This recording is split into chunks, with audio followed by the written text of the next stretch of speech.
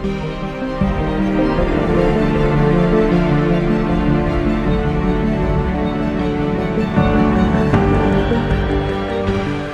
Company of the Year, CEO and founder, SkyyRider, we have the man himself, Mr. NIHAR PANDA. Let's welcome, may we request Kalinga sir and may we request Pankaj sir to please do the honors.